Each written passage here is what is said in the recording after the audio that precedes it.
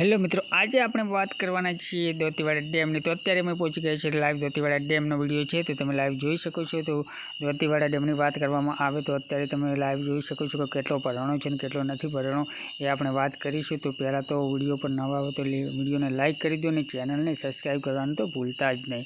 તો દોતીવાડા ડેમમાં હાલની આવક ગણવા જઈએ તો 3099 ક્યુસેકની આવક છે, અને તેની સાથે સાથે આપણે સીપુ ડેમની પણ વાત કરીશું। પણ અત્યારે હાલ દોતીવાડા ડેમની વાત કરીએ તો તમે જોઈ શકો છો લાઈવ। તો થોડી વારમાં અમે તમને આગળ જઈને બતાવીશું કે કેટલું પાણી આવ્યું છે અને કેટલું નથી આવ્યું। તો અત્યારે તમે દોતીવાડા ડેમનો લાઈવ નજારો જોઈ શકો છો કે કેટલું પાણી ભરાયેલું છે, અને પબ્લિક પણ થોડા ઘણી જોવા આવી ગઈ છે।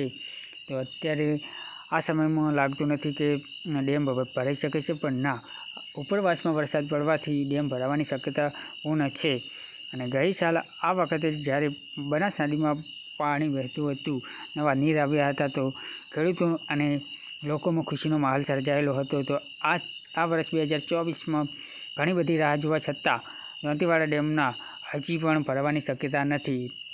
તો લાગતું નથી કે આ વર્ષ 2024માં દોતીવાડા ડેમ ભરાઈ શકે છે, છતાં પણ ઉપરવાસમાં અત્યારે વરસાદ પડે છે તો ભરાવાની શક્યતા છે। તો અત્યારે અમે તમને ઝૂમ કરીને બતાવીશું કે કેટલું પાણી છે। તો 574 જેટલું પાણી છે, અને કહેવામાં આવે છે કે 38.83% જેટલો ડેમ ભરાઈ ગયો છે।